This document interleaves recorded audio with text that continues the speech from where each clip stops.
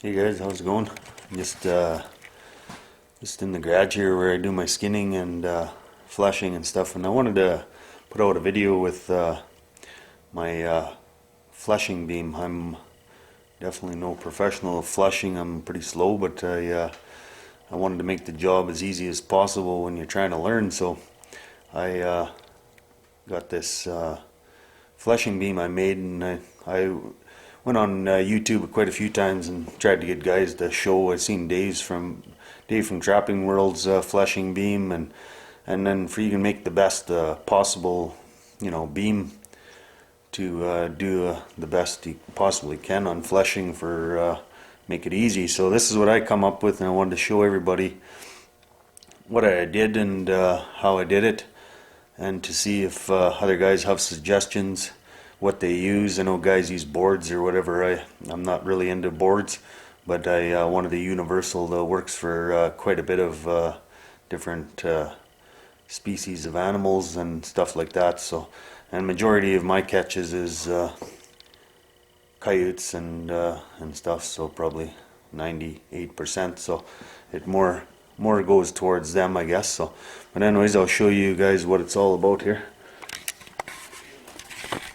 So anyways, this is a 4-inch ABS, and I got it down, I don't know what it is, probably 5 feet there. Goes on to a 4x4 and then goes to the wall of my garage onto the studs that go up, and then I put it on a hinge so I can lift it up, and it can be mounted away when you're not using it, for it's not interfering in your garage operation, because I don't have a skinning shack. So anyways, it's kind of like that. And then what I did was I put a support underneath it, and you can adjust your different heights by moving this back and forth. And then if it doesn't quite fit you, I don't like sitting down when I flush, so I like to stand, and I like to put my belly into the hide right about here, so it can hold it as you're going. And then I pull the legs up of the animal and I put it around here, and then when I put pressure against here, and then you can get pressure that goes down onto the beam.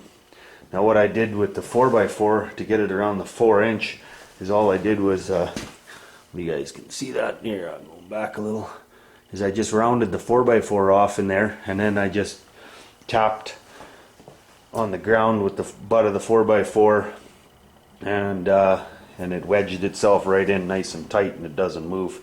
I guess if a guy really wanted to, you could put a couple screws if it wasn't loose there or whatever. So yeah, and it works well. You put it to your height, whatever you want, and I use a Necker style fleshing knife, and then it just slides off and goes on there. And when I'm done, I just hit her with some spray nine, cleans up beautifully, ready for the next pelt. And so yeah, that's what works well. So if anybody else out there's got some ideas on fleshing beams or whatever, I like to hear from them. I don't a lot of times in YouTube, guys never ever show what they use, and guys have been doing it for 20, 30, 40 years. They these guys definitely know how to flesh animals way better than me, and that's kind of, for me, it was the hardest part of the fur preparation was the fleshing, right? Because you want to get it nice and clean and do the best job you can possibly do on that. So I just wanted to show you guys. I'll kind of go around it and see how, if you want to stop and have a look at it. There's the hinge onto a board and stuff like that. I think that height down there is kind of universal for whatever you want it to, to get your right pitch or whatever to back up to here. One thing I'd like to do is make this more of an angle. I think if it came to more of a point here, that things would be hold on a little bit better, but as of so far it works well, so don't have no trouble. So anyways, we'll just go on. I'll show you. I got 3 more coyotes up on the boards here. Nice. These 2 silver ones. I don't know if you can notice. This one's quite a bit silver. This one here, male, and this one, silver one, is another male. They're a nice lighter color, and then this one here in the center is a big female. She's 40 pounds. I got a scale here, and I'm always curious. So, and she was 40 pounds. That one was 32, and nope, excuse me, that one was 22, and this one was 32. So it's roughly the average what they are. So yeah, so that makes 19, I guess, this year, and so did all right. I definitely exceeded my what I thought I was gonna get, and we're getting back into the rut now with them, and I noticed last time we were out check, I drew a blank. I had one chew off on a blind trail set on a creek river system. It was kind of all winter I drove by this area, and there's always animals going through through this one willow bush on a creek system. I think I showed on some videos about how they run those creeks, and I had one area and I never set it, and then finally I went and I set it, and there was I believe a lynx. We don't have a high population of lynx coming through, and there was a lynx track on there, and it just just surprising how coyotes, lynx, and were using this here, where these willows were. And so I says, hey, I gotta go and put a set in there, and I did, and come back, yeah, boom, I had a catch. It was a chew off, so I don't know what happened. It was a bigger male coyote, small wolf, it's possible, I don't know, and chewed it off. And the funny thing is my it's on my buddy's land there where I trap. He doesn't trap it. He traps far closer where he lives, and he's a pretty good coyote. He's trapped all his life and really good. And he looks, did you see those other tracks there? And it's kind of funny. I should have put some on video, because a lot of it I'm kind of naive, learning tracks. Sometimes tracks don't mean nothing to me when I don't know what they are, and I'm trying to learn more on that. But and he says there's an otter there, and the otter went underneath my snare, and it was we had a pretty good giggle about it and all that. And he was on this creek system in and out, and we all know how otters are. They're here one day and they don't come back for a month or till whenever, right? So then we giggled about that and reset my setup, and got back in action, went farther on down, and another place where I cross over maybe half a mile down, and my snare was right to the ground, and ram was pulled over, and here the otter was scooting along the ground. He was from that point to the other point, and he jumped in, just about went right into the snare. It was very close that he was just about got caught, and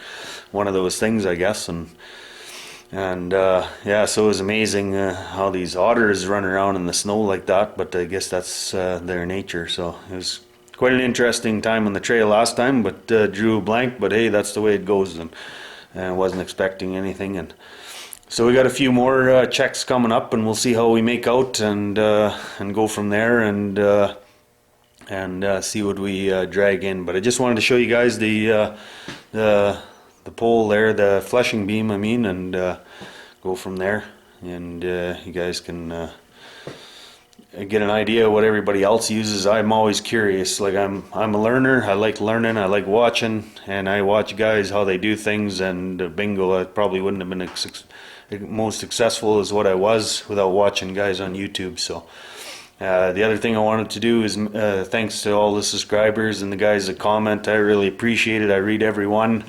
My wife reads everyone. Everybody likes to see what everybody else is doing, and I appreciate the comments, and there's never negative ones. It's always great. So I really appreciate that. So I just wanted to pass that on. So till next time, guys, and we'll any questions about it, if you guys want to see it in action, I can do that. Like I said, I'm not a great flesher. I'm learning, but I'm I'm slow, but it comes. So, but anyways, you just take care, and we'll talk to you again.